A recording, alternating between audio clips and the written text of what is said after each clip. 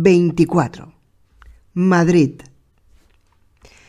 Al oír los disparos, me lancé sobre una de las ventanillas tratando de ver lo que acometía en el exterior. Los legionarios, después de tocar tierra al pie del aparato, se habían dividido en grupos de 3 hombres y se dirigían a diversos puntos de la pista o del edificio de la terminal. Mientras 4 de los grupos se desplegaban en las cercanías del Airbus, el quinto correteaba a lo largo de la superficie de cemento en dirección a la puerta situada en el extremo más alejado de la base aérea. Sin duda alguna, a los 3 tipos de aquel grupo le había tocado bailar con la más fea. La zona a la que se dirigían quedaba fuera de nuestra vista, en dirección a los hangares del cercano Museo del Aire. Si iban a tener algún tipo de problema, estarían demasiado lejos para que alguien pudiese ayudarles a tiempo, y eso era algo que ellos seguramente ya sabían. No les envidiaba. Una nueva ráfaga me sobresaltó de repente. Giré la cabeza hacia el origen de los disparos. Justo junto al edificio de la terminal, 3 no muertos habían aparecido tambaleantes, atraídos por nuestra presencia a través de una de las puertas que daba a la pista. Eran un hombre de edad madura, de unos 50 años y amplio mostacho cubierto de grumos de sangre, junto con 2 mujeres, a una de las cuales le faltaba un brazo a la altura del hombro. Allí estaban otra vez, incansables, los jodidos no muertos. Me estremecí al contemplarlos de nuevo. El paso del tiempo parecía afectar muy poco a aquellos seres. Confiaba en que con el transcurrir de los meses se fuesen degradando o pudriéndose, pero pese a estar muertos, sus cuerpos parecían aguantar bien. No me cabía duda de que estaban sufriendo alguna forma de degeneración.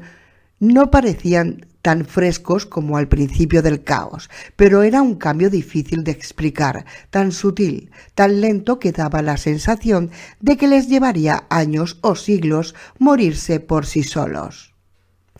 Y los supervivientes no teníamos tanto tiempo. Era aterrador. En cuanto a aquellos 3, su ropa estaba en muy buen estado, por lo que supuse que debían haber pasado la mayor parte del tiempo dentro de la terminal, sin sufrir los efectos de la intemperie. Uno de ellos, el de los bigotes ensangrentados, aún vestía una especie de mono verde del personal de limpieza del aeropuerto, mientras que las otras 2 parecían civiles, azafatas o algo por el estilo. La sangre acartonada que cubría sus ropas no me permitía distinguir con mucha precisión.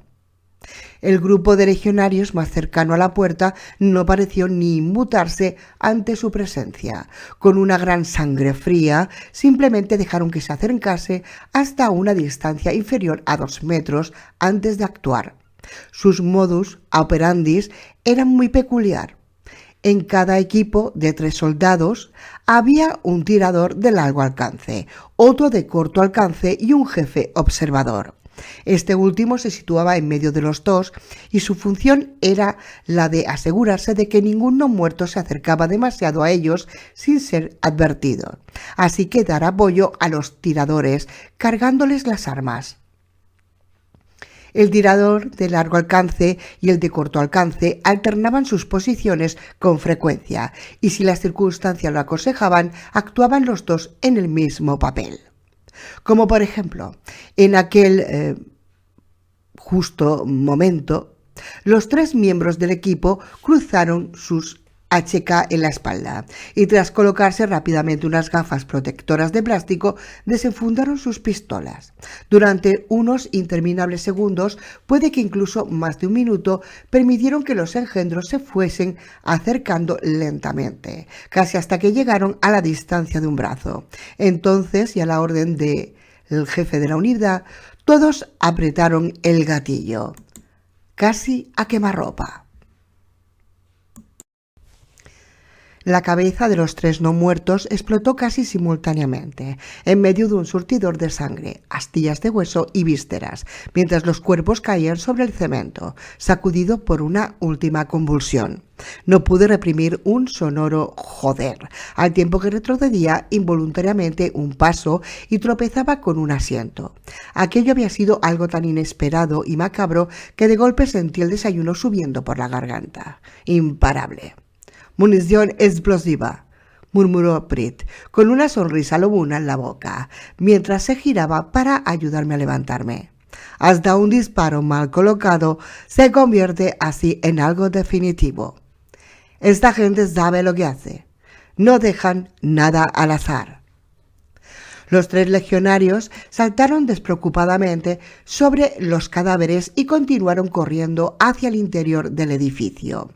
Otro de los grupos ya había entrado en la torre de control, mientras un tercero se afanaba en colocar un juego de baterías nuevo en uno de los vehículos eléctricos del aeropuerto. Al cabo de un instante, el pequeño autobús cobró vida y comenzó a rodar lentamente sobre sus ruedas deshinchadas, tras largos meses a la intemperie. No servirían para un desplazamiento muy largo, pero les valdría para comprobar todo el perímetro. Nuevos disparos sonaban en el interior de la terminal. Prit saltaba sobre sus pies, inquieto, con la expresión de un cazador hambriento dibujada en su rostro. El ucraniano deseaba salir del avión para, según él, cazar unos cuantos patos en la charca.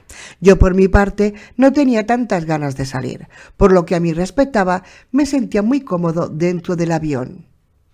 «Pero, ¿a qué demonios estamos esperando?», gruñía el ucraniano, dirigiéndose hacia la puerta. «¡Vamos allá!».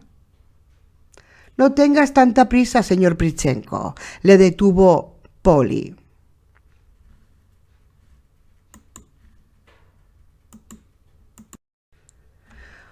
Pauli le detuvo, mientras estiraba un brazo sujetándole al inquieto ucraniano, que ya se escurría como una anguila por el pasillo del avión, hacia la puerta. «Escúchame, por favor. Los legionarios han ensayado esta operación durante semanas. Tenemos que quedarnos en el aparato hasta que hayan asegurado el perímetro. Solo entonces podremos salir. Además, tu misión consiste únicamente en pilotar un helicóptero y nada más. ¿Entiendes?». «Pueden necesitar nuestra ayuda», resopló Víctor, mientras dirigía miradas urgentes hacia la puerta del avión. «Están ahí fuera, limpiando la zona mientras nosotros estamos aquí sin hacer nada. Maldita sea». «Ellos saben que estamos aquí», intervine tratando de tranquilizar a mi amigo. «Si nos necesitan, nos lo harán saber por radio. Además», añadí, «si salimos fuera ahora, corremos el riesgo de que nos peguen un tiro, confundiéndonos con un no muerto. Tenemos que esperar, Prit, compréndelo». El ucraniano se giró enfurruñado, maldiciendo por lo bajo. Estaba deseando salir a cargarse bichos y sin embargo le mantenían ahí dentro, encerrado, lo que le resultaba enormemente frustrante. Podía entenderlo. A mí los no muertos me inspiraban terror. No tengo reparos en reconocerlo. Él, sin embargo, no solo no los temía, sino que los odiaba y quería descargar su ira sobre ellos. Son cosas distintas. Un estrépito de cristales rotos sonó de golpe, atrayendo nuestra atención. Un enorme ventanal de la terminal de pasajeros había volado en pedazos. En medio de la lluvia de cristales pude ver 3 o 4 cuerpos con la cabeza destrozada cayendo al vacío, mientras los destellos de las armas de fuego teñían de un amarillo sulfuroso la habitación de donde habían salido. Con un golpe sordo, los cuerpos cayeron sobre el asfalto y finalmente, por un segundo, se hizo el silencio. Dentro del avión se podría oír hasta el vuelo de una mosca. De repente, una radio crepitó con violencia, sobresaltándonos a todos. «Alfa 3, listo y en posición. Terminal asegurada. Puertas cerradas y apuntaladas por el interior. 12 indios caídos. Ninguna baja propia. Esperamos instrucciones. Cambio». «Alfa 3, mantengan posición. respondió Talk levantándose, mientras nos hacía señas para que fuésemos descolgándonos por la escalera de cuerda hasta la pista. Los equipos 2 y 3 van a entrar en el edificio. No disparen. Tang se giró hacia nosotros, amartillando su arma. Por un segundo sentí su mirada acuosa posada sobre mí antes de pasearse por el resto del grupo. Un escalofrío recorrió mi espalda. Adiviné lo que venía a continuación. Es nuestro turno. Es vuestro turno, señores. Vamos allá. 25. La escalera de mano tenía un tacto áspero y además se balanceaba violentamente mientras uno a uno íbamos descendiendo por ella hasta la pista del aeropuerto. Justo delante de mí bajaba Marcelo, el alto y silencioso argentino que nos había rescatado en Lanzarote. Aquel tipo estaba tan hermético como de costumbre, cosa extraña en un argentino, sin duda, pero desprendía seguridad en todos sus movimientos. Yo, por mi parte, precedía a Pritchenko, que, excitado, tatareaba por lo bajo una melodía ucraniana indescifrable. Broto, el informático y la pequeña Pauli ya estaban en la pista, esperándonos junto a uno de los enormes grupos de ruedas del tren de aterrizaje. Despistado di un brinco cuando mis pies tropezaron con el cemento de la pista. Ya está, me dije. De nuevo aquí, una vez más en el follón. Miré añorante hacia arriba, hacia la portilla del avión, hacia la seguridad. Desde la ventanilla lateral de la cabina de mando, el copiloto, atento a toda la operación, nos dedicó un saludo burlón, mientras cerraba el plesiglas con gesto brusco. Condenados hijos de puta. Ellos estarían allí, calentitos y seguros, mientras nosotros arrastrábamos nuestro culo por medio Madrid, plagado de no muertos. Sin embargo, no había otra solución. Apenas quedaban 2 docenas de personas en el mundo que supiesen pilotar un aparato de aquel tamaño, y nosotros teníamos allí a una de ellas. Valía su peso en oro. No merecía la pena darle más vueltas al asunto. Habría que jugar la partida con las cartas que nos habían tocado. Me junté con el resto de los miembros de mi grupo, mientras aferraba con manos sudorosas la pistola que me habían entregado para aquella operación. Era una Glock de 9 milímetros, muy parecida a la que había tomado del cadáver del soldado de la Brillat en la puerta de mi casa. Hacía ya 1 millón de años. Además, llevaba más de una docena de cargadores repartidos por varios bolsillos de mi mochila, así como un par de fundas cosidas en la pernera de mi neopreno. Había tenido que aguantar las miradas incrédulas y los comentarios graciosos de los legionarios durante todo el trayecto hasta allí, a costa del neopreno, pero algo me decía que era una buena idea seguir vistiendo aquella prenda. Al fin y al cabo, me había mantenido vivo hasta aquel momento. Y si algo funciona, ¿por qué demonios iba a cambiarlo? Además, tenía la convicción irracional de que mientras lo llevase puesto, nada malo nos podría pasar, ni a Prit ni a mí. De todos modos, hacía que me sintiera mejor, y solo por eso ya merecía la pena. Observé que uno de los legionarios estaba hablando en aquel momento con Tang, con gesto preocupado. Algo no va bien. Desde la distancia pude entender que uno de los grupos, el que se había dirigido al acceso que daba al Museo del Aire, no respondía a las llamadas de radio. ¡Mierda! Sentí que el pánico erizaba el vello de mi nuca. Si no éramos capaces de asegurar todos los accesos del aeropuerto, en pocos minutos aquella pista estaría cubierta de miles de no muertos. Serían tantos que el avión ni siquiera podría rodar para el despegue, antes de que las turbinas aspirasen media docena de cuerpos y reventasen en 1000 pedazos. Estaríamos atrapados para siempre. En la valla que rodeaba toda la pista, una alta alambrada de acero reforzado de más de 3 metros de altura, ya se empezaban a congregar las primeras docenas de no muertos. Eran una multitud de hombres, mujeres y niños que no cesaban de zarandear la empalizada, produciendo un sonido antipático y desordenado. Sonaba como si una pandilla de monos borrachos aporreasen una malla de acero. Noté el sudor como corriendo por mi espalda. Aquella valla de metal y cemento parecía firme, pero si por algún motivo cedía en un punto, estaríamos automáticamente jodidos. En poco más de 10 minutos ya se habían congregado una muchedumbre de no muertos junto al recinto, hasta donde se extendía la vista. Si no me equivocaba, en el plazo de una hora serían miles o docenas de miles. Eran capaz de imaginarme la enorme procesión de cadáveres que se debían de estar acercando en aquel momento, hacia Cuatro Vientos, por los restos colapsados de la M30. Era lógico, con el barullo que habíamos montado, se nos tenía que haber oído en la otra punta de la ciudad, abandonada. Ustedes, vengan aquí. Curtan nos llamó con un gesto seco, mientras extendía un mapa sobre el suelo. No tenemos mucho tiempo. Alfa 4 no da señales de vida, y eso significa que deben de haber tenido algún contratiempo serio. ¿Contratiempo serio? Bonito eufemismo, pensé.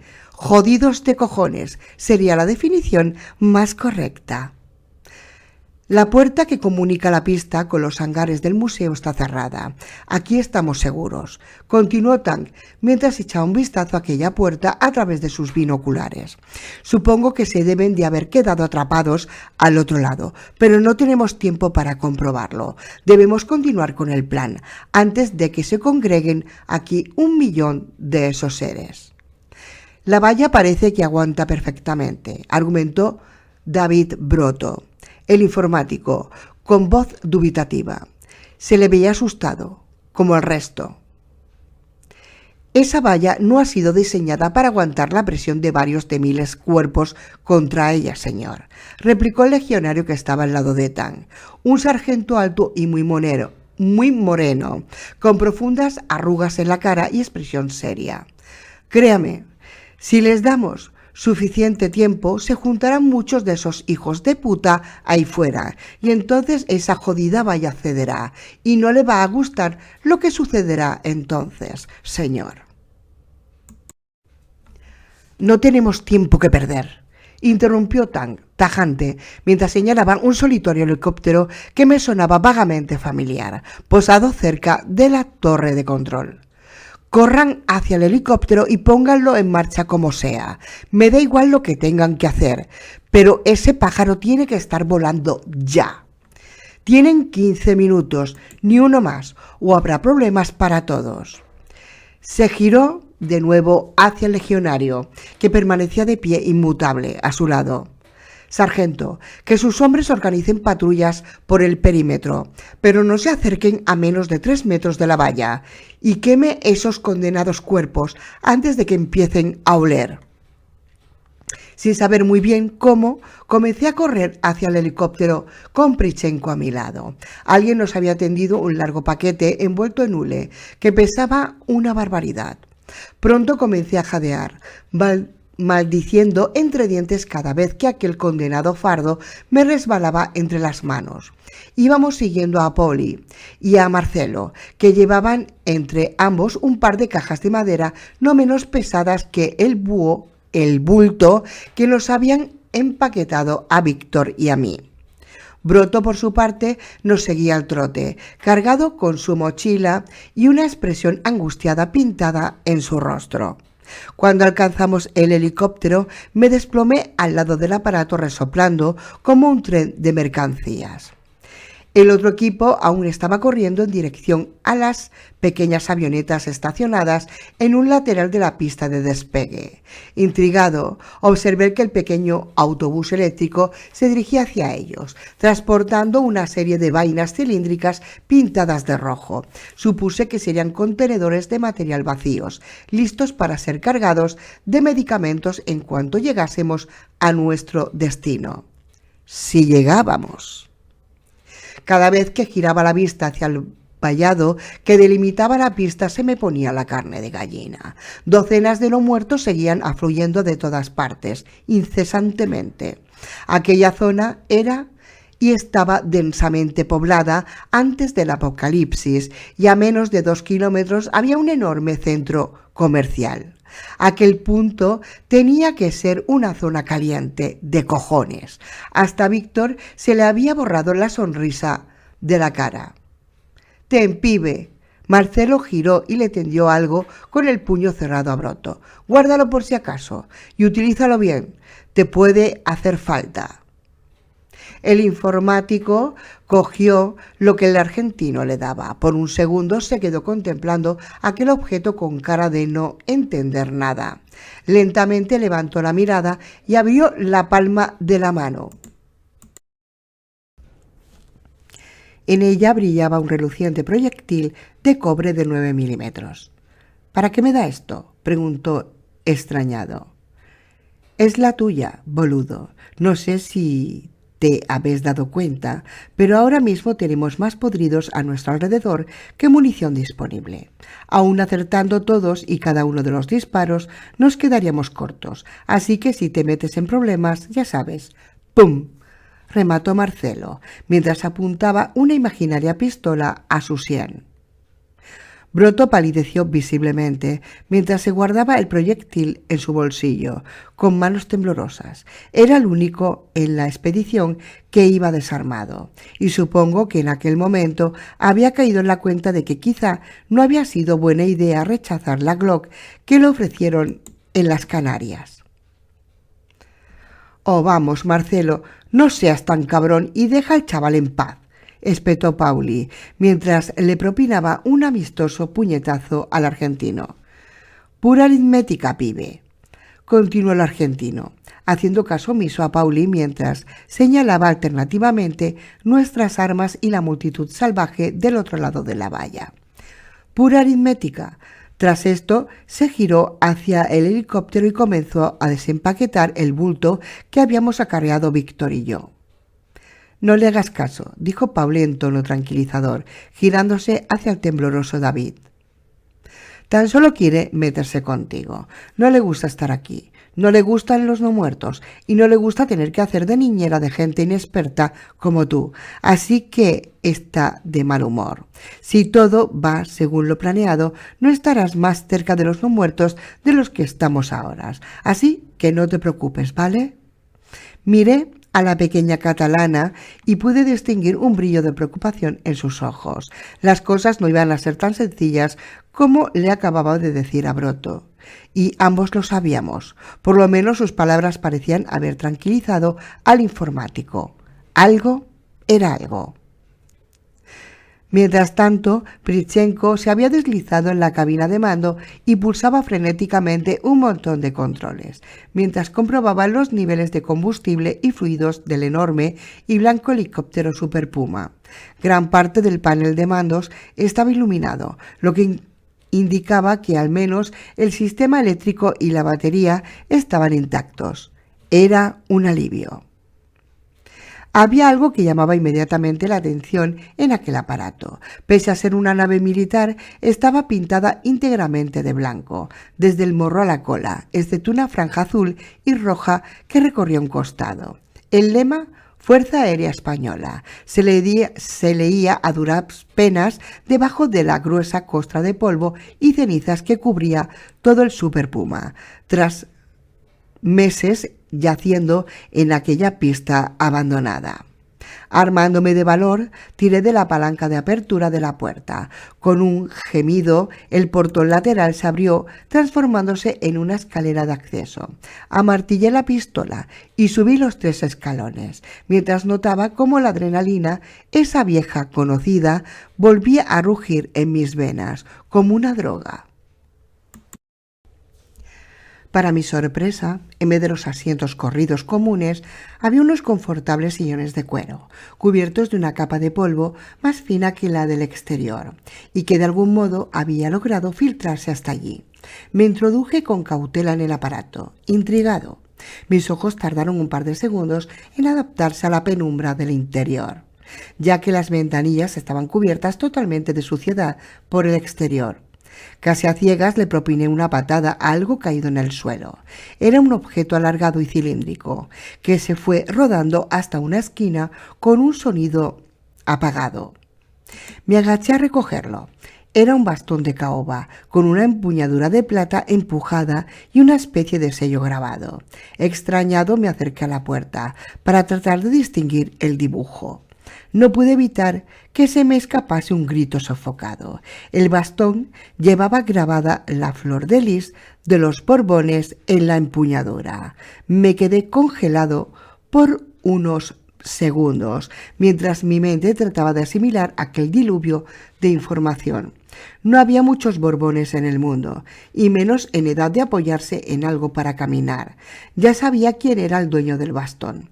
La hostia. Increíble pero cierto. Broto entró en aquel momento, arrastrando su pesada mochila, y descubrió el bastón en mis manos.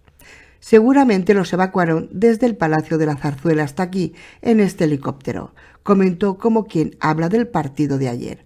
Aquí les esperaría un avión y después, ya sabes.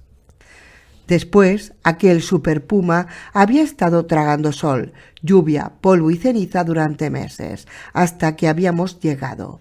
Por eso en Canarias sabían que en Cuatro Vientos habría al menos un helicóptero esperándonos. «¿Qué coño hacéis ahí atrás?», gritó Pauli, mientras aparecía por la puerta arrastrando una de las cajas de madera. «Echad una mano, joder, que estas cajas no van a entrar solas». Avergonzados, Broto y yo nos abalanzamos sobre la primera caja. Un jeroglífico de siglas bailaba sobre la tapa, pero pude distinguir perfectamente las cifras. 7,62 por 51 milímetros, esparcidas en negro sobre la madera. Munición de ametralladora. Levanté la mirada. Marcelo había desenvuelto el paquete de hule que habíamos arrastrado Víctor y yo hasta allí. Una enorme ametralladora MG3 de aspecto malévolo y aún brillante de aceite reposaba en su interior. Silbé por lo bajo. Desde luego, qué potencia de fuego no iba a ser. Faltaba por saber si aquello sería suficiente. Una tos bronca sonó desde las turbinas, acompañada de una nube de humo mezclada con polvo. Las palas de la hélice comenzaron a girar lentamente mientras el motor del Super Puma cobraba vida de nuevo con un silbido. «¡Todos a bordo!», rugió Prit desde la cabina de mando. «¡Nos vamos!». Las aspas del Super Puma iban cobrando velocidad a medida que Prit aumentaba las revoluciones del motor. Dentro del aparato nos instalamos apretadamente los 18 integrantes del equipo y todo nuestro material. En la cabina delantera, Kurt Tank se sentó al lado de Víctor, que estaba a los mandos del pesado helicóptero. Con una sacudida, el aparato se elevó en el aire sobre la pista polvorienta de Cuatro Vientos. Súbitamente una alarma comenzó a ulular de forma estridente en la cabina, mientras un enorme indicador rojo se iluminaba en el tablero de mandos. «¿Qué coño pasa, Víctor?», pregunté por el intercomunicador alarmado. «Todo el mundo tranquilo, ahí detrás», respondió relajadamente el ucraniano, mientras se peleaba con las corrientes cruzadas de aire que sacudía el helicóptero. «Los sensores de temperatura del motor deben estar obstruidos por el polvo o se han estropeado por la humedad. Según el tablero de mandos, la turbina principal está a punto de arder. Pero eso es imposible. Acabamos de despegar». ¿Estás seguro de eso? Inquirí de nuevo, suponiendo que aquel fallo era de esperar. Cualquier aparato que encontrásemos tantos meses de abandono e intemperie estaría bastante mal estado. No puedo estarlo a 100%, replicó Prichenko, airado, pero es lo que hay. No podemos aterrizar de nuevo para hacer una puesta a punto. Mira ahí abajo. Me incliné hacia la ventanilla de mi lado. En torno a la valla del aeropuerto había ya congregada una enorme multitud de varios miles de no muertos. Todo el perímetro de la pista estaba cubierto, hasta el último centímetro, por esos seres en una capa de 2 o 3 de fondo. Se aferraban a la empalizada con furia, mientras un coro de gemidos se elevaba desde el suelo, cruzando incluso el estrépito de las aspas del helicóptero. Algunos habían introducido sus brazos por los huecos que había entre los soportes de hormigón y la reja metálica, mientras que la mayoría simplemente se agarraba a la red y la zarandeaba con furia. Era un espectáculo inenarrable, algo que había que ver para poder entenderlo. Se juntaban allí todo tipo de seres, jóvenes, mayores, niños, gordos, flacos, y todos lucían aquel color céreo, amarillento, y, cómo no, el característico tatuaje de miles de pequeñas venas estalladas salpicando aquí y allá en su piel. La mayoría vestía ropa bastante mal estado y no era sorprendente ver a algunos totalmente desnudos o cubiertos de suciedad por completo. Con pavor comprobé que a medida que nos elevábamos, cientos de ojos acuosos y sin vida se clavaban en nosotros, mientras estiraban sus brazos hacia el helicóptero. Incluso desde aquella altura pude ver el interior de sus bocas, putrefactas y oscuras. Sabían que estábamos allí. No era solo ruido, nos sentían, de alguna manera, a todos los que estábamos a bordo. Notaban nuestra vida y algo oscuro y malvado en su interior les impulsaba hacia nosotros. Todos en la cabina estábamos como petrificados, contemplando aquella estampa sacada de una pesadilla. Oí que alguien murmuraba «Oh, Señor». Otra voz rezaba quedamente un fragmento del Padre Nuestro de forma mecánica y repetitiva. Yo, por mi parte, tenía la boca demasiado seca como para poder pronunciar nada. Habría matado por un trago de whisky. Por todas las calles circundantes, no muertos solitarios o en pequeños grupos, continuaban acercándose. La M40 era un hervidero. Por entre los restos de al menos 2 docenas de enormes accidentes veía avanzar pequeños puntos tambaleantes hacia nuestra posición. Éramos como un imán para aquellos seres. ¿La verja aguantará? Oí que preguntaba Broto por el intercomunicador mientras miraba con cara de pocos amigos el espectáculo. Esperemos que sí, contestó Tang, con un encogimiento de hombros. Los 2 pilotos y los soldados que se han quedado en tierra tienen orden de refugiarse en el interior del Airbus, fuera de la vista de los no muertos, y procurar hacer el menor ruido posible. Confiamos que con eso no se acerquen mucho más al perímetro. Además, el ruido de nuestro helicóptero seguramente los atraiga hacia nosotros. ¡Qué tranquilizador!, murmuró Broto por lo bajo, mientras se ponía un poco más pálido. ¿Por qué no dispara?, le pregunté a Marcelo, que tenía la MG3 apoyada en el marco de la ventanilla trasera izquierda. El argentino sostenía fríamente el arma mientras su mirada pasaba de forma mecánica sobre aquella multitud, escrutándola con atención. ¿Para qué?, replicó. Sería malgastar munición. Desde esta distancia desperdiciaría la mayor parte de mis disparos.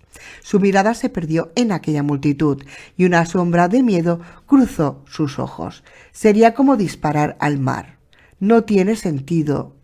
Ningún sentido. Permanecimos callados durante unos instantes, mientras veíamos pasar el interminable desfile de no muertos por debajo del aparato. 6 minutos. La voz de Pauli se cruzó en nuestro silencio. Todo el mundo preparado. Va a ser un vuelo muy corto. 26. Tenerife. «¡Oh, mierda!», gritó el conductor del camión, mientras pegaba un volantazo hacia el arcén. Los pasajeros de la caja abierta, situada a su espalda, cayeron al suelo en una confusión entrelazada de brazos y piernas, mientras maldiciones en varios idiomas cruzaban el aire. Lucía se incorporó maltrecha, mientras miraba a su alrededor, tratando de adivinar qué había sucedido. La enorme nube de vapor blanco que salía del motor del Pegaso, junto con la expresión desolada del camionero que acababa de saltar al camino, le dijeron rápidamente que aquel camión no seguiría rodando, al menos por ese día. «¿Es que está usted loco?», preguntó el hombre mayor, con voz indignada, mientras ayudaba a incorporarse a un niño de no más de 6 o 7 años. «¿Cree que somos un montón de grava o algo así?». «¿A mí qué me cuenta?», replicó el camionero encogiéndose de hombros, mientras señalaba la nube humeante que salía del motor. «Este trasto ha sido remendado con piezas de 3 camiones distintos. Lo milagroso es que aún funcione, de gracias a que no nos hayamos salido de la calzada, por lo menos». «¿Y ahora qué vamos a hacer?», preguntó otra voz. «Creo que les toca caminar, oiga», replicó con aire digno el camionero, calándose bien la visera en la cabeza. «Por lo que a mí respecta, me quedaré aquí vigilando el camión. No quiero que ningún malnacido me robe la gasolina». Un coro de gemidos surgió al oírse aquellas palabras. Aunque aún era temprano, el sol ya apretaba con fuerza y todo el mundo comprendió que la caminata que les esperaba no sería placentera. Con un ágil salto, Lucía se apeó del camión y trató de orientarse. Su turno como ayudante de enfermería comenzaba a las 2 de la tarde y aún eran las 12:30. Estaba más o menos a unos 3 kilómetros del hospital, así que tenía tiempo de sobra para llegar andando. Felicitándose mentalmente por haber sido tan previsora con respecto al tiempo que le podía llevar el viaje, comenzó a caminar por el arcén. Al igual que otros muchos pasajeros del camión que, como ella, echaban ocasionalmente vistazos por encima del hombro por si por casualidad pasaba algún otro vehículo capaz de llevarles. «Me da igual», pensó Lucía para sus adentros. «Hoy es un día precioso y no me importa caminar un poco». Numerosos peatones circulaban en un sentido o en otro a lo largo de la carretera. Hasta apenas un par de semanas antes, Lucía se podría haber encontrado en los márgenes de la calzada algún que otro puesto de venta de frutas u hortalizas, pero en el gobierno de la República había decidido colectivizar la producción agrícola para aumentar la producción. Que aquello fuese o no a dar resultado ya era otra historia, y además a ella todo aquello no le importaba demasiado. Su mente estaba centrada en los problemas más acuciantes, como qué diablos iba a hacer para conseguir más medicamentos para Sor Cecilia en el mercado negro. Aunque Lucía aprovechaba cualquier rato libre en su turno para visitarla, cada vez que llegaba al ala del hospital donde estaba internada la religiosa, se sentía destrozada por el rostro exangüe y envuelto en vendas de la monja, que parecía querer fundirse con las sábanas blancas del catre donde reposaba. La semana anterior había tenido que vender un pequeño par de pendientes de brillantes que habían sido de su madre y que ella había llevado puestos hasta ese momento. Se sintió desgarrada cuando los vendió. Eran el único y último recuerdo que conservaba de su anterior vida. Al desprenderse de ellos y vendérselos a aquel tipo, sintió que de alguna manera abandonaba los últimos restos de la niña que se había subido a aquel autobús 1000 años antes y que se embarcaba de lleno en su nueva vida. Por otra parte, pensó amargamente, esos nuevos tiempos obligaban a la gente a madurar de forma mucho más rápida. Antes, una cría de 17 años era eso, una cría. Ahora, ya no. A cambio de los pendientes había obtenido de aquel tipo sudoroso que trabajaba en la comandancia del puerto media docena de cupones de racionamiento extra y sobre todo 4 cajas de ampollas de morfina, quizá uno de los productos más escasos y caros de la isla, para Sor Cecilia. Ya habían tenido que utilizar 2 de ellos. Y Lucía se preguntaba preocupada qué pasaría cuando los médicos agotasen la magra reserva de analgésicos de la monja. El problema no era solo ese. El médico que atendía a la monja le había dicho que necesitaba urgentemente un medicamento llamado manitol. Por lo visto, era lo único que podía reducir de alguna manera la presión que el edema cerebral de la monja estaba provocando dentro de su cráneo. Y la cuestión era que la junta médica opinaba que utilizar alguno de los preciados viales de manitol en Sor Cecilia era una pérdida de tiempo. Sabía que los médicos la habían dejado por un caso imposible, pero ella no perdía la esperanza. Al cabo de 20 minutos de caminata, el chofer de un atiborrado autobús con un estrafalario depósito de gasógeno adosado en el techo se apiadó y recogió al grupo de Lucía del Arcén. Finalmente, poco más tarde de la 1, la joven se encontró frente a las puertas del hospital. Los servicios sanitarios estaban totalmente colapsados, ya que no quedaban en toda la isla más allá de 300 o 500 médicos, incluyendo en ese generoso cálculo a un grueso número de estudiantes de medicina de la Universidad de La Laguna que habían sido licenciados de forma precipitada. El vestíbulo era un continuo fluir de pacientes, personal médico y gente que acudía al centro con las dolencias más descabelladas. Estar ingresado garantizaba 3 comidas diarias y la posibilidad de librarse por unos días del pesado servicio de trabajo obligatorio. Así que en las consultas de admisión, todos los días, media docena de agotados médicos tenían que llevar a cabo la tediosa tarea de separar a los auténticos enfermos de los simuladores. Al pasar por la puerta, reservada al personal, Lucía saludó con un movimiento de cabeza a los guardias de seguridad armados que vigilaban el arco detector de metales de la entrada. Con un gesto ágil, fruto de la práctica, sacó su pase del bolsillo y se lo prendió de la solapa de su camisa sin aminorar el paso.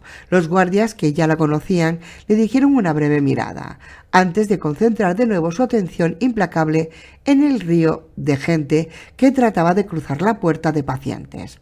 En el mercado negro, los medicamentos eran la moneda de mayor valor, junto con las pocas drogas que aún se podían conseguir, y ya había habido varios intentos de asalto a la farmacia del único hospital en funcionamiento de la isla. No había lugar para bromas en aquella sala. «Hola, Lucía». Quien así saludaba era una pizpireta y pequeña TS de poco más de 1,5 metros de estatura que hasta aquel preciso instante estaba tirándole los tejos de forma descarada a uno de los guardias de la puerta, mientras se prendía su tarjeta en un escote más propio de un cóctel que de un hospital. «Hola, Maite, ¿cómo lo llevas?», replicó Lucía con una media sonrisa mientras se acercaba a su amiga. Realmente la consideraba su amiga, pese a que hacía apenas 15 días que la conocía.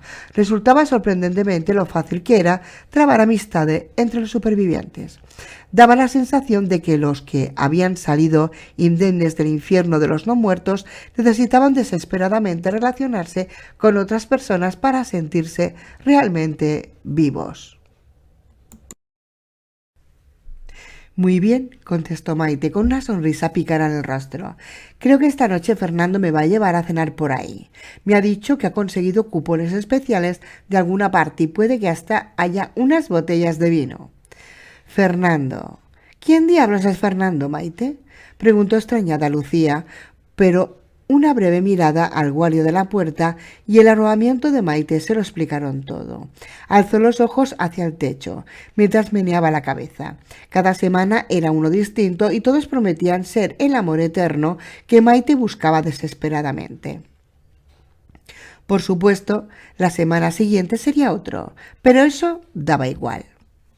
«La vida sigue su curso», pensó Lucía mientras se ponía el uniforme en el vestuario y escuchaba el interminable cotorreo de su amiga. «La gente se enamora y sueña, pese a toda la mierda que hemos tenido que pasar, incluso viviendo como vivimos. Los supervivientes son razonablemente felices. Parece increíble, pero es así. Las ansias de vivir son demasiado fuertes». «¿Cecilia?» «¿Qué dices, Maite?», dijo Lucía, volviendo bruscamente de sus pensamientos. «Te preguntaba que si había algún cambio en el estado de tu amiga la monja, de esa Sor Cecilia», repitió la enfermera. Lucía meditó un momento, con un gesto amargo sorprendentemente fuera de lugar en su rostro. No, no ha habido ningún cambio. Voy a ir a verla un momento, antes de empezar mi turno. Ningún jodido cambio, le hubiera gustado añadir, y lo más probable es que se quede vegetal para lo poco o mucho que le reste de vida, pero no quiero admitirlo, porque aceptarlo significaría comenzar a perderla, y últimamente estoy harta y hasta las narices de perder a la gente a la que quiero, ¿sabes?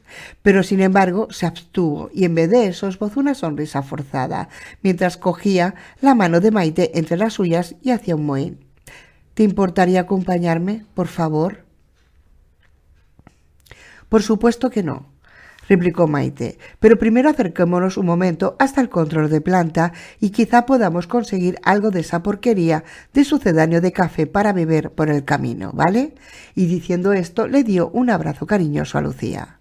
A continuación se dio la vuelta y salió del cuarto de enfermeras sin saber que en menos de media hora estaría muerta. 27. Madrid. Madrid estaba muerto. No quedaba nadie allí, en un lugar donde un día vivieron, respiraron y soñaron casi 6 millones de personas. Nadie excepto ellos, claro estaba. La metrópoli se extendía silenciosa a lo largo de kilómetros y ni un solo sonido rompía su quietud. El superpuma cruzaba la ciudad a toda velocidad y las calles y plazas se deslizaban rápidamente bajo nosotros a no mucha altura. Pris decía que era mejor así. Según el pequeño piloto, seríamos menos visibles, ya que el sonido de los motores rebotaría de tal manera que sería imposible localizar su origen. Por lo que a mí respetaba, pasar tan cerca de los tejados de los edificios me ponía sumamente nervioso, sobre todo en un aparato tan poco fiable como aquel. Por todas partes se repetían las mismas escenas, avenidas vacías, solo punteadas aquí y allá por algún vehículo atravesado de cualquier manera en la calzada. Restos de basura, cristales rotos y esqueletos apolillados parecían estar por todas partes. El Parque del Retiro se había transformado en una auténtica jungla y muchos de sus caminos ya ni se distinguían, devorados por la maleza. Brillando bajo el sol, el pequeño lago resplandecía de manera apagada, casi sepultado por toneladas de algas que le daban un tono verdoso. A sus orillas, el Palacio de Cristal no era más que un esqueleto de vigas de acero y vidrios rotos. La Castellana era un inmenso paseo fantasmagórico, solo cruzado por enormes torbellinos de polvo que sacudían las pocas farolas que quedaban en pie. Sorprendentemente, los 10 carriles de aquella enorme vía estaban totalmente despejados de vehículos, seguramente por haber sido cerrada al tráfico antes del colapso final. Pero eso tan solo servía para darle un aspecto aún más fantasmal. Un solitario todoterreno, Volvo, con las ventanas cubiertas por barrotes soldados, era el extraño contrapunto que rompía el vacío de la avenida. No podían imaginarse qué habría llevado a su conductor a detenerse allí, en medio de ninguna parte, ni qué habría sido de él o de ella. Aquí y allá se podían contemplar enormes montoneras de esqueletos y momias apolilladas, marcando los lugares donde alguien hizo frente a los no muertos. En todos los casos, sin excepción, esas montañas de restos estaban cerca de un charco de brillantes casquillos de cobre vacíos. Lamentablemente, las montañas de restos, aunque abundantes, eran tan solo una pequeña gota de agua comparada con el enorme océano de no muertos que infestaba las calles. Era un espectáculo escalofriante. Las aceras y las calzadas estaban plagadas de miles de esos seres, sumidos aparentemente en un estado de trance o hibernación. En cierto modo era como contemplar una foto aérea de una calle, un instante congelado en la vida normal de una ciudad. Lo único que rompía esa ilusión eran las ropas rasgadas y cubiertas de sangre de los personajes, y eso tan solo los que aún conservaban algo de ropa, que no pareciese un montón de harapos. Solo cuando el ruido de las aspas o la sombra de nuestro helicóptero pasaban sobre los no muertos, parecían salir de su estado de suspensión y reaccionar. «¡Mirad allí!», gritó Broto con incredulidad, apuntando hacia un punto en el suelo. En aquel momento pasábamos al lado del estadio Santiago Bernabéu. Todas las entradas y salidas estaban bloqueadas con vehículos pesados y contenedores industriales, y la concentración de cuerpos podridos en las aceras que rodeaban el gigantesco campo era mucho mayor que en otras partes. Una especie de andamio recorría la fachada sur a media altura, comunicando dos boquetes abiertos en la cara del estadio, por algún motivo que ninguno de nosotros acababa de comprender. Estaba claro que aquel había sido en su momento un punto de resistencia, pero ya no parecía haber nadie. Las gradas estaban cubiertas de multitud de chozas semiderruidas y algunos plásticos harapientos flotaban fantasmagóricamente, colgados de restos oxidados de hierros. El césped del campo se había transformado en un enorme lodazal, cubierto en más de la mitad de su extensión por docenas de pequeños bultos irregulares, y en una esquina, donde debería haber estado una de las porterías, alguien había dibujado un enorme mensaje que decía «Ayuda», con sillas arrancadas del graderío. «¿Qué diablos es eso?», pregunté intrigado, señalando los bultos que punteaban el césped. «Tumbas», respondió Marcelo quedamente. Su semblante era sombrío y pude ver una gota de sudor resbalando por su cuello. «Es un cementerio». Callamos todos por un momento, consternados. Me imaginé la angustia de las personas allí sitiadas. A medida que iban transcurriendo los meses, sus provisiones se iban acabando y nadie respondía a su mudo grito de auxilio. Me figuré la desesperación que debieron de sentir cada vez que uno de ellos fallecía a causa del hambre, la enfermedad, los no muertos o sabe Dios qué. Por un instante pude sentir el pánico sofocante que tuvieron que atravesar a medida que pasaban los días e iban siendo conscientes de que estaban condenados, que nadie iba a acudir en su auxilio. Era espantoso. «Fíjate», comentó Pauli, «las últimas tumbas parecen estar casi a ras de tierra». «Supongo que ya no les quedaban fuerzas ni para enterrar a los suyos», musitó quedamente alguien a nuestras espaldas. «¿Crees que aún queda alguien ahí?», pregunté. «No lo creo», respondió Marcelo, «pero de todas formas no podemos pararnos a averiguarlo». Me miró de hito en hito.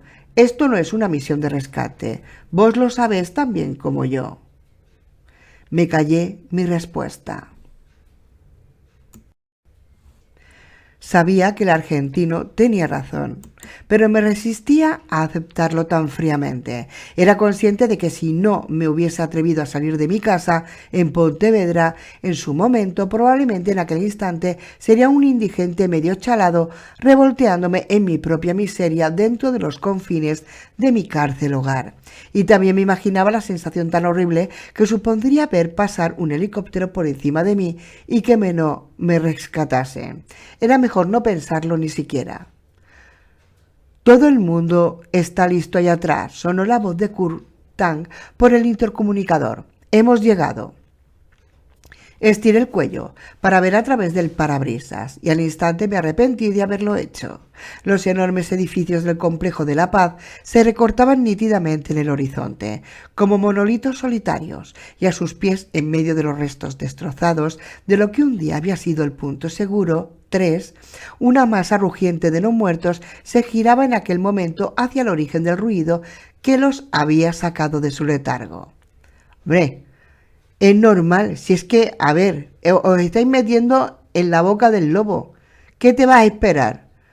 Pues el que esté el hospital vacío. Venga ya, hombre». Nos esperaban y no era capaz de imaginarme cómo íbamos a cruzar aquello. «¿Cómo coño vamos a aterrizar ahí?», preguntó Broto, visiblemente nervioso. «Nos harán picadillo antes incluso de que podamos salir del helicóptero». «Tranquilo, che», respondió Marcelo, curiosamente calmado. «Todo está previsto. Despreocúpate». e impasible encendió un cigarrillo mientras miraba con el ojo clínico a la muchedumbre de debajo.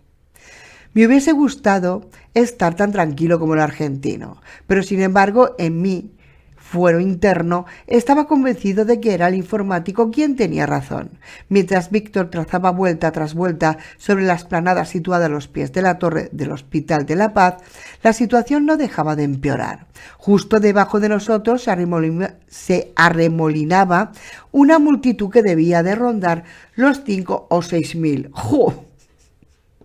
No muertos, y cada minuto que pasaba más y más monstruos confluían en la explanada provenientes de todas las calles adyacentes. La puerta del edificio principal parecía la salida de un estadio al acabar un partido, con docenas de esos seres apelotonándose y pugnando por salir trastabillado y tropezando. Por un segundo pude contemplar horrorizado cómo incluso unos cuantos de ellos caían al vacío desde las ventanas hechas pedazos de las plantas superiores. Me constaba que esos seres no tenían tendencias suicidas, pero el hecho de ver a nuestro helicóptero revoloteando a su altura había sido más fuerte que el sentido de la conservación de algunos, no muertos, que pululaban por las plantas superiores. Sedientos de sangre, se habían lanzado por el hueco de las ventanas en un vano intento por alcanzarnos. Los que caían simplemente se limitaban a girar dando vueltas como un fardo de ropa sucia, hasta que se estrellaban con un sonido sordo contra el suelo, varias docenas de metros más abajo. «Joder, es increíble», masculló Pauli, mientras le daba un codazo a su colega argentino. «Ese cabrón aún se mueve después de caer desde la 10ª planta. No me lo puedo creer». El argentino estiró el cuello para ver al no muerto que la pequeña catalana le señalaba con tanto interés. Aquel pobre diablo era un tipo joven, desnudo de cintura para arriba, que había tenido la mala fortuna de no romperse el cráneo en la caída. Sin embargo, debía de haberse dejado la espina dorsal en el intento, porque estaba tumbado en el suelo, con un reguero de líquidos oscuros manando de su cuerpo, seguramente por haber reventado todos sus órganos internos a causa del impacto, mientras se veía sacudido por movimientos espasmódicos, al tiempo que trataba en vano de incorporarse. «No te preocupes, Paulita», comentó de manera casual el porteño. «No le queda mucho». «¿Por qué dices que no le queda mucho?», pregunté. «¿Qué diablos vamos a...?» Mi pregunta quedó interrumpida por un chisporroteo en el intercomunicador del Super Puma, seguido por la voz seca de Tan. «Ya es suficiente. Deben de haber salido casi todos. Adelante, equipo 2». El helicóptero trazó una larga elipse alejándose de la vertical de la plaza. Antes de que tuviese tiempo de preguntarme qué diablos estaba pasando, un sonido ronco cortó en seco todas las conversaciones apresuradas de la cabina. El helicóptero se ladeó imperceptiblemente cuando todos los tripulantes nos acercábamos al lado derecho, tratando de identificar el origen del sonido. Y entonces, totalmente asombrado, pronuncié un sonoro y rotundo «joder». «Pero si llevas diciendo joder todos los libros desde el primero». En fin. Al principio no podía ver nada. Después, al cabo de unos segundos, adiviné 2 pequeños puntos moviéndose a gran velocidad, recortados contra el cielo, dirigiéndose hacia nosotros. A medida que el tamaño de los puntos aumentaba, empezamos a distinguir todos los detalles de aquellas máquinas voladoras que ronroneando devoraban los metros que les separaban de la plaza. ¿Pero qué coño es eso?, acerqué a preguntar, estupefacto. Tenía la sensación de estar viviendo alguna clase de extraño sueño. «Son 2 buchones», respondió David Broto, alborozado, mientras pegaba la nariz del cristal de la ventanilla. «¡Oh, joder! ¡Los están haciendo volar! ¡Es increíble!». El informático pegaba botes de alegría mientras me señalaba los 2 aviones de hélice, que en aquel momento ya eran perfectamente visibles y trazaban una elegante vuelta en torno a la Torre de la Paz. «¿Alguien puede explicarme qué coño es un buchón? ¿Y de dónde han salido?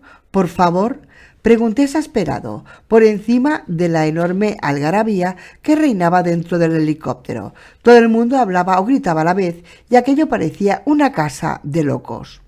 «Son dos buchones, dos Hispano Aviación», me gritó por encima del ruido de David Proto, mientras no le sacaba ojo a los dos pequeños cazas de hélice que continuaban aproximándose. Al ver la expresión de mi cara, se dio cuenta de que no había entendido nada, por lo que continuó explicándose.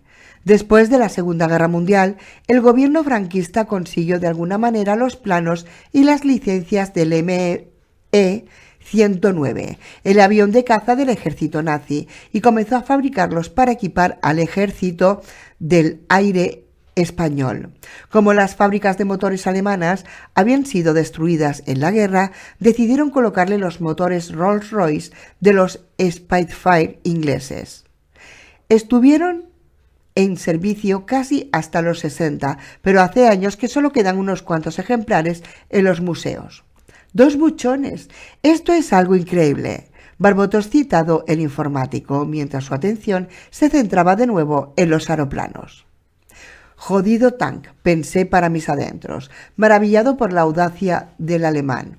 De alguna manera, el otro equipo había conseguido en tan solo un par de horas poner en marcha aquellos dos pájaros de los años 40 que cogían polvo en el Museo del Aire y que ahora se cernían amenazadoramente sobre la multitud de no muertos que parecía haber enloquecido con la baraúnda de los motores que los sobrevolaban. «Fíjese bien, compañero», me dijo Marcelo, mientras me hacía un hueco a su lado de la ventanilla abierta donde apoyaba la MG3. «Empieza el espectáculo». Los dos buchones hicieron un último giro a poco más de 1 kilómetro y enfilaron directamente la plaza situada a nuestros pies, con un rugido ensordecedor de motores. Solo entonces fui consciente de que debajo de cada uno de los aparatos pendían los contenedores de color rojo que había visto carretear trabajosamente al otro equipo en el autobús del aeropuerto. Allí colocados bajo las alas, con su forma de puro, comprendí de golpe qué era lo que iba a pasar. «Napalm», grité, sin poder contenerme. Oh, joder, aquello iba a ser terrorífico. Los dos aeroplanos cruzaron la plaza a muy poca altura, apenas a poco más de 100 metros, como si hubiesen estado esperando una señal. De repente los contenedores rojos de debajo de sus alas se desprendieron y cayeron girando lentamente sobre la multitud que estaba en tierra. Las espoletas se activaron al cabo de un par de segundos, en cuanto los contenedores tocaron el suelo. Dos enormes bolas de fuego y humo negro explotaron casi simultáneamente. Las gigantescas llamas se elevaron durante unos instantes a una altura asombrosa, mientras un formidable estallido retumbaba en toda la ciudad. El helicóptero se sacudió de repente, como golpeado por un gigantesco puñetazo de aire. Oí que Prit soltaba un enorme chorro de palabras en ruso. Las bolas de fuego se habían transformado en una única y gigantesca pelota anaranjada, veteada por líneas oscuras de humo, mientras salpicaduras del gelatinoso napalm se esparcían por todos lados. Me aparté de la ventanilla, sofocado por el intenso calor que generaba el fuego. Pese a estar a varios cientos de metros, podía sentir la temperatura descontrolada que salía de aquel infierno.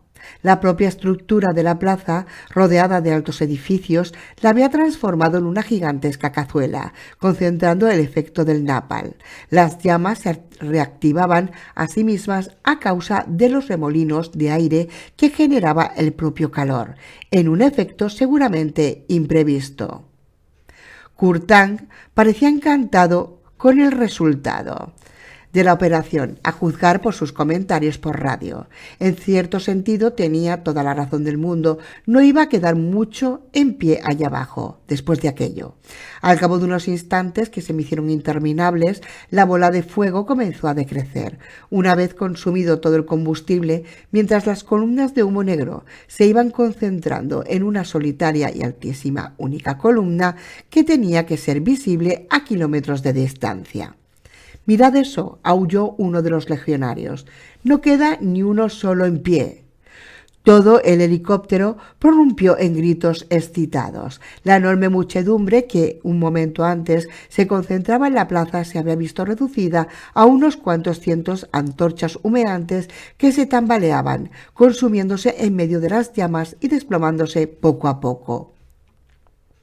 La inmensa mayoría de los cuerpos ardía lentamente en el suelo, despidiendo unas llamas de color azulado o de un verde venenoso, conformando una inmensa capa negruzca que tapizaba toda la extensión de la plaza. Una varada penetrante a carne quemada asaltó mis fosas nasales, hasta el punto de hacerme lagrimear. Aquella era una escena salida del Averno. «¿Cómo han podido arder así?», le preguntaba Broto a Pauli en aquel momento.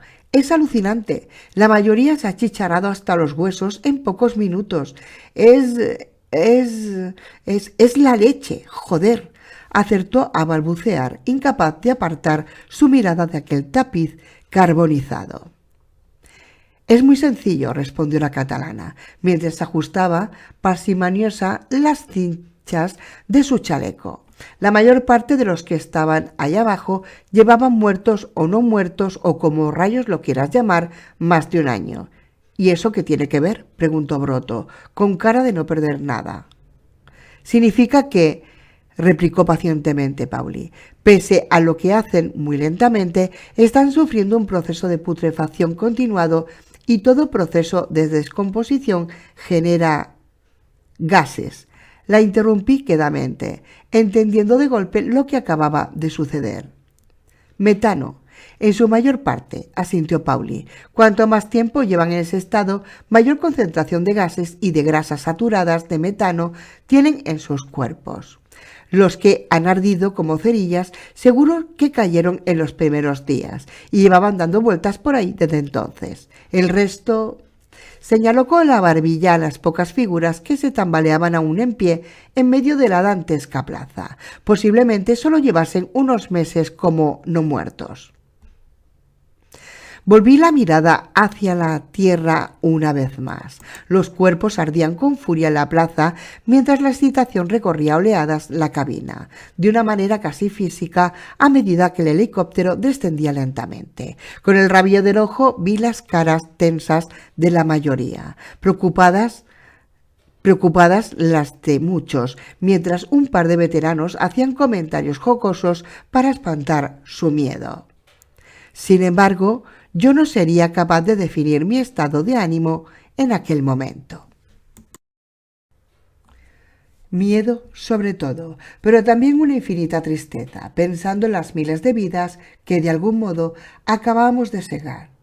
Angustia, pensando en lo que todos los de abajo no eran muñecos de trapo, sino personas que algún día habían tenido vida y sueños propios y que no se merecían haber acabado así. Desolación, pensando en que solo por circunstancias y azar no había terminado yo como la mayoría, como uno de los innumerables no muertos, pero sobre todo sentía miedo, pánico, me atrevería a decir, porque en breves instantes aquellos muchachos tan jóvenes y llenos de vida iban a entrar en aquel edificio, y de todo aquel equipo, solo Víctor Prichenko y yo intuíamos por experiencia los horrores que les podían esperar allí dentro.